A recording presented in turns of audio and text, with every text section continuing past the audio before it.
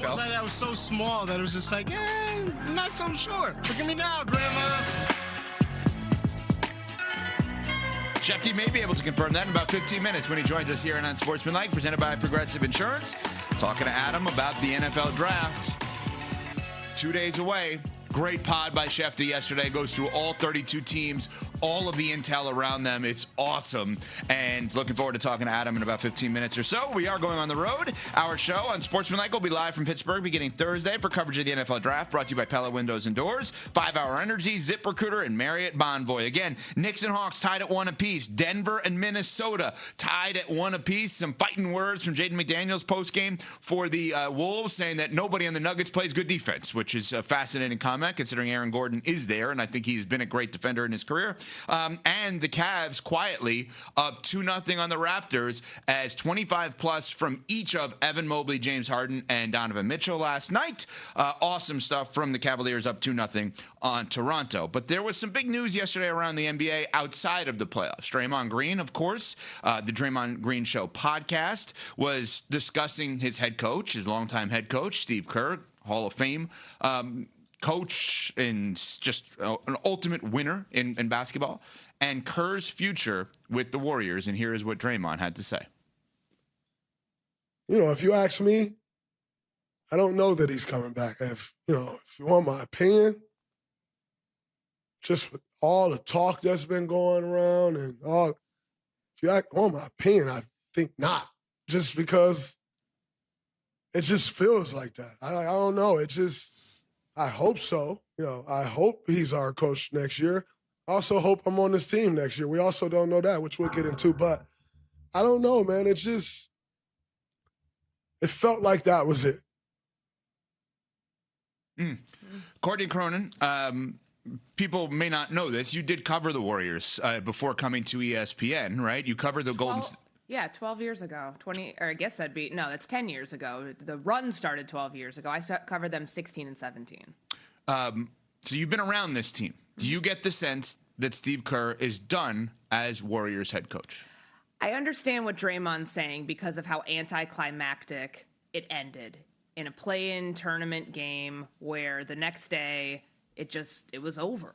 There really wasn't any talk of, okay, we've got this guy coming back. We've got Steph for one more year. We've got Kristaps Porzingis. We've got Jimmy Butler. Like, let's get the band back together. One more year. It didn't feel like that the way that it had in previous years, even years where they had either missed the playoffs altogether or fell short.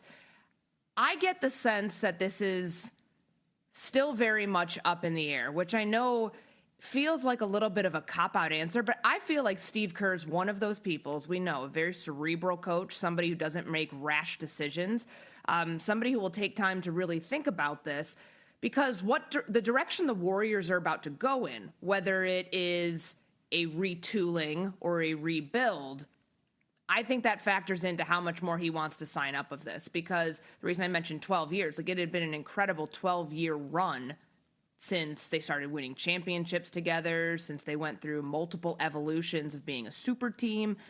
I just don't think that he's there for the long haul, but I can't see with Steph Curry being on the roster for at least one more year that he wouldn't want to coincide about finishing his career as a head coach, where Curry very likely finishes his career with one team and one team only before he retires.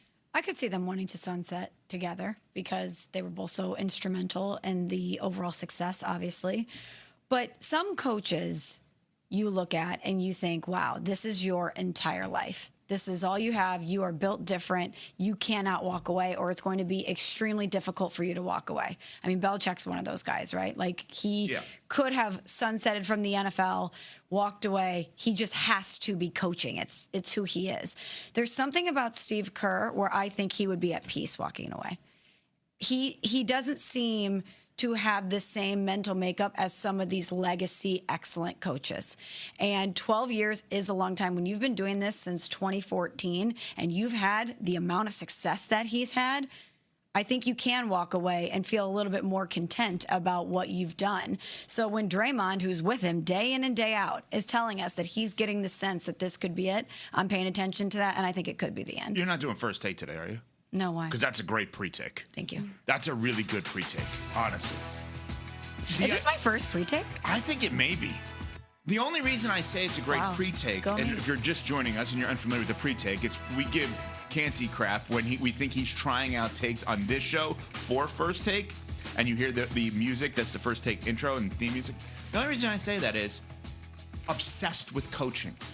I think Steve Kerr is obsessed with relationships and obsessed with winning. If coaching comes through that, that's great. If there's another walk of life that would give him high-level personal and professional relationships that would trigger winning and whatever that is, I could see him going down that path. That could be broadcasting, right? That could be coming here to ESPN, and he would have a relationship with whatever play-by-play announcer you want to put next to him, and they have the highest rated, with the most advertisers on that broadcast. Like that, I could see him be satisfied with that, right?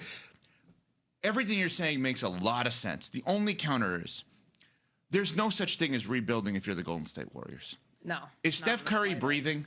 Yeah. Does he want to still play basketball? As far as I know. Then trade every damn pick to put people around him. I'm sorry. Like, there is no justification to ever give up on that man. Ever. In any way, shape, or form. You have 4 first-rounders.